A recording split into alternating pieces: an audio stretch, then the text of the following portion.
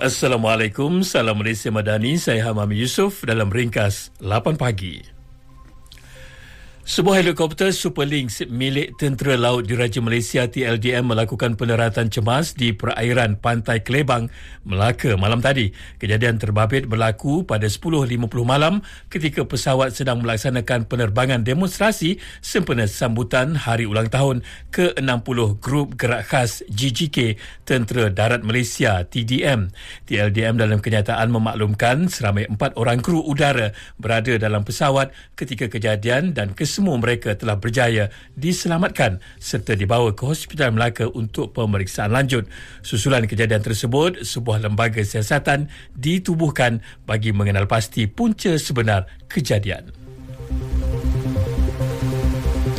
Sebanyak 378 saman dikeluarkan manakala 90 buah motosikal disita dalam operasi ambang tahun baru yang dilaksanakan Jabatan Siasatan dan Penguatkuasaan Trafik JSPT Kuala Lumpur yang membabitkan pemeriksaan terhadap 800 buah motosikal.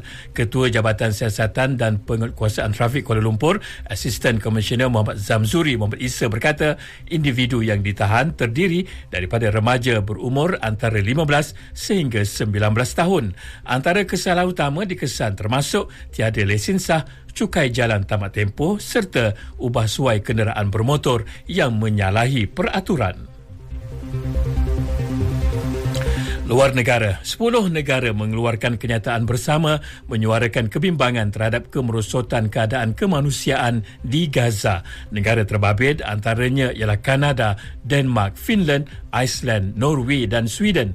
Menurut kenyataan itu, menteri-menteri luar negara tersebut menggambarkan keadaan di Gaza kekal berada pada tahap bencana.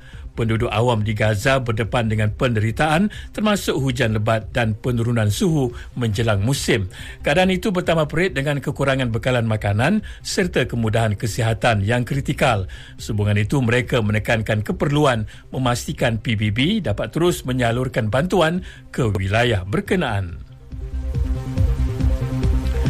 Sukan Stadium Nasional Bukit Jalil SNBJ mencatat pencapaian membanggakan apabila diiktiraf oleh FIFA sebagai stadium bertaraf cemerlang. Pengiktirafan itu dikongsikan Perbadanan Stadium Malaysia PSM selepas Padang SNBJ dinilai bawah program kualiti permukaan bermain semula jadi FIFA.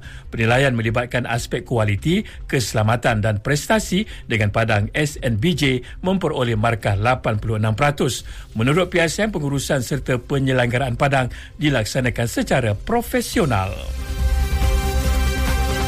Sekian berita yang disunting oleh Amin Nur Azam dari Pusat Berita RTM. Assalamualaikum, salam Malaysia Madani.